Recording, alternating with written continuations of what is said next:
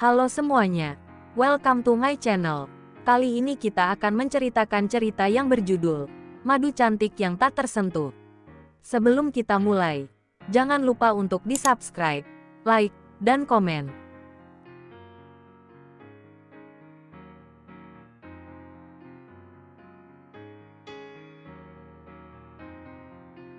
Episode 39, Perasaan Bersalah. Oh, sorry, aku cuma mau balikin map kamu yang tertinggal di kursi mobil. Takut dokumen penting. Ravin menyerahkan sebuah map merah milik Belva. Belva pun jadi salah tingkah. Kenapa juga ia harus terpergok langsung oleh suaminya sendiri? Terima kasih, Rav. Belva berjalan ke arah Ravin dan mengambil mapnya. Aku permisi. Ravin langsung berbalik badan. Namun, Belva dengan cepat meraih lengan pria itu. Rav, tunggu, maaf. Aku sama Tigor. Belva menjeda ucapannya.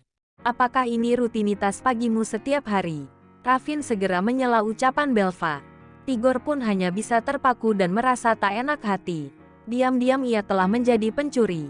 Tidak, kamu salah paham. Aku gak seperti itu. Bisa kita bicara di dalam aja. Belva mengajak Ravin ke dalam ruangan pribadinya. Karena tidak enak jika sudah ada karyawan yang datang dan melihat perseteruan mereka. Gak perlu. Ini ruanganmu dan dia. Ravin menghela napas panjang. Merasa bingung harus bersikap bagaimana. Di lain sisi mereka sudah membuat kesepakatan dalam pernikahan untuk fokus pada urusan masing-masing. Terlebih soal perasaan Belva yang mencintai pria lain. Namun, tak bisa dipungkiri juga ada desiran yang menyakitkan saat melihat Belva bersama dengan pria lain. Rav, maafin aku. Belva berucap pelan. Ia menjadi serba salah saat ini. Ravin menarik napas dalam-dalam. Pasalnya ia pun sangat menyukai istri mudanya itu. Ia tak bisa menamai itu dengan cinta atau nafsu. Yang jelas saat bersama Belva, Ravin pun sangat ingin memadu kasih dengan madu cantiknya itu. Tetapi malah pria lain yang mendapatkannya. Meski hanya sebuah kecupan tapi Ravin ingin sekali mendapatkan kenikmatan ini dari Belva. Tidak apa-apa, anggap saja ini penebus kesalahanku karena membuat kamu memasuki kamar utama dan melihat perbuatan Alana malam itu. Kata Ravin yang teringat pada malam di mana keluarganya menginap. Nanti malam, aku tunggu kamu seperti biasa.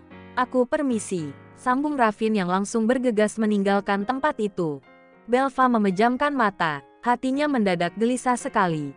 Bercampur aduk antara bersalah, malu, juga merasa bodoh. Kemudian ia kembali memasuki ruangan dan Tigor pun meminta maaf karena perbuatannya tadi. Tidak seharusnya mereka melakukan hal itu. Membuat suasana mendadak terasa canggung. Siang harinya, Tigor berpamitan karena harus mewakili Belva untuk meeting bersama investor. Sementara Belva bersama dengan Cindy sedang mempersiapkan keperluan penting untuk acara grand opening nanti. Muka kamu kenapa ditekuk kayak gitu sih? Berantem sama Tigor? Tanya Cindy. Sedari tadi ia memperhatikan Belva dan Tigor jadi lebih banyak saling diam. Belva duduk di kursi kerjanya dan mengesah lelah. Banyak yang terjadi hari ini, kata Belva. Cindy langsung menarik kursi dan duduk di sebelah temannya itu. Siap mendengarkan curhatan. Ayo, cerita, what happened? Ucap Cindy. Kemudian Belva menceritakan apa saja yang sudah terjadi sejak tadi malam tentang tawaran Ravin soal anak Alana. Kecemburuan Ravin pada istri tuanya, hingga terakhir Ravin memergoki Belva dan Tigor yang sedang kissing. Aku merasa bersalah banget sama Ravin. Walau gimana kan dia tetap suamiku, ujar Belva. Udahlah, lagian dia kan udah bilang gak apa-apa. Malah menganggap impas karena kamu juga pernah gak sengaja lihat dia bermesraan sama istri tuanya. Komentar Cindy sembari mengunyah cemilan. Tapi kan dia sama Alana itu suami istri yang sah. Jadi, wajar saja mereka melakukan hal apapun juga. Nah, sementara aku sama Tigor, jelas-jelas sebutan yang pas untuk kami itu adalah perselingkuhan. Belva kesal pada dirinya sendiri. Kalian gak selingkuh, kok? Karena udah ada restu dari Ravin. Lagian, kamu sama Tigor emang pacaran, kata Cindy. Dia hanya berusaha serasional mungkin. Belva hanya terdiam gelisah. Memang hubungannya dengan Tigor tidak pernah mempunyai nama. Mereka kala itu hanya saling mengungkapkan perasaan masing-masing saja. Bel, dengar aku ya. Ravin juga salah sama kamu.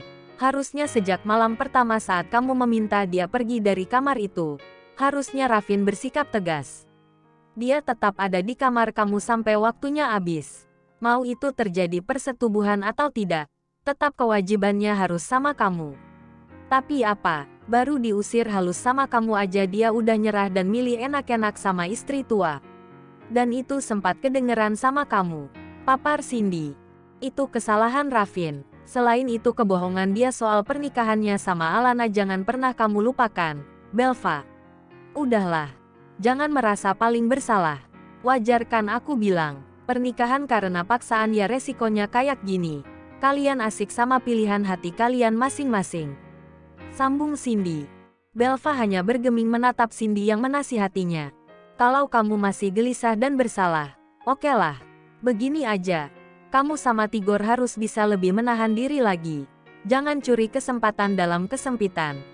Kecuali kalau kalian mau bersikap tegas. Kamu cerai sama Rafin dan nikah sama Tigor. Ujar Cindy. Belva melebarkan mata. Itu gak mungkin, sahut Belva. Daripada backstreet dari keluarga terus.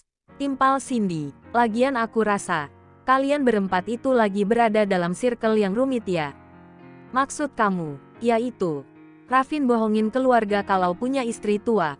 Kamu juga ternyata punya selir hati. Si Alana juga malah dekat lagi sama mantannya. Terus si Tigor juga jadi pebinor sebutannya. Ujar Cindy, membuat Belva menyandarkan punggung di sofa. Rasanya drama kehidupannya semakin pelik sekali. Apa yang dikatakan oleh Cindy memang benar. Pada malam harinya, Belva tiba di rumah pukul 9 malam.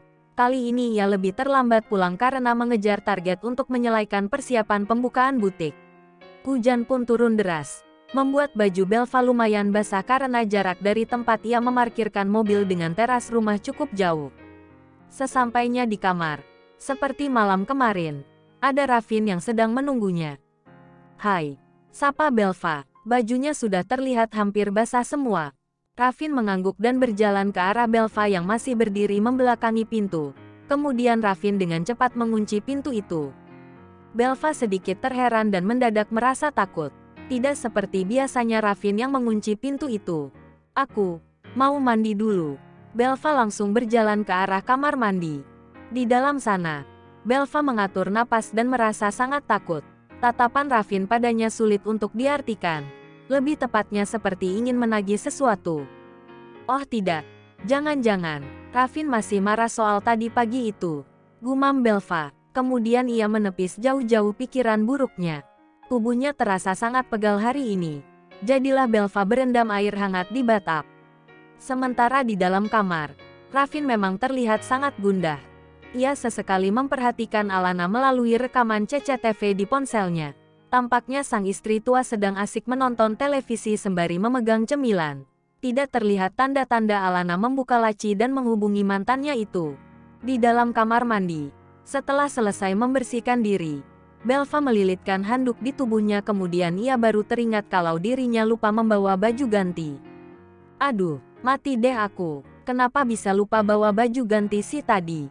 Belva bergumam sendiri. Pakaian sebelumnya sudah terlanjur basah karena guyuran hujan dan sudah ditaruh di keranjang pakaian kotor.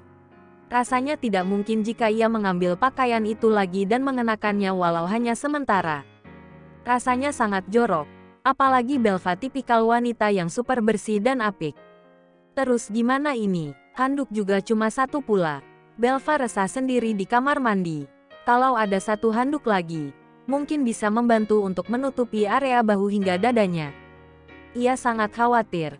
Kalau harus keluar dari kamar mandi dalam keadaan seperti ini, otomatis Rafin akan melihat dirinya hanya mengenakan lilitan handuk. Belva merasa sangat malu dan takut juga jika suaminya itu akan menagih haknya. Oh my god, aku harus gimana ini? Rafin udah tidur belum ya? Belva masih resah sendiri. Kemudian ia berinisiatif untuk memanggil Rafin dari dalam kamar mandi, memastikan suaminya sudah tertidur atau belum. Atau jika belum, ia bisa meminta bantuan untuk diambilkan pakaian ganti. Rafin, Belva memanggil. Tak ada sahutan dari suaminya. Kemudian Belva kembali memanggil. Rafin, masih tak ada sahutan. Belva menghela napas lega. Mungkin Rafin sudah lebih dulu tidur. Atau mungkin suaminya itu beranjak dari kamar dan kini hanya tinggal Belva sendirian di kamar itu. Semoga aja dia udah tidur. Aku jadi leluasa keluar kamar mandi. Belva dengan percaya diri membuka pintu dan melangkah ke dalam kamar. Matanya mengedar ke segala arah hingga dirinya terperanjat kaget saat melihat Raffin rupanya belum tertidur. Suaminya itu sedang duduk santai di sofa dengan tatapan yang serius ke arah Belva. "Kamu belum tidur ternyata," pekik Belva sembari memegangi handuk yang menutupi area dadanya. Raffin pun menelan ludah saat melihat pemandangan yang sangat indah itu. "Seperti yang kamu lihat ini," balas Raffin dengan santai. Ada senyuman tipis yang menggoda terpancar di wajah tampannya. "Kalau gitu kenapa tadi diam aja waktu aku panggil?" ketus Belva. Ia hendak kembali ke dalam kamar mandi dan menutup pintu. Namun, dengan cepat Raffin menghampirinya dan menahan pintu kamar mandi itu.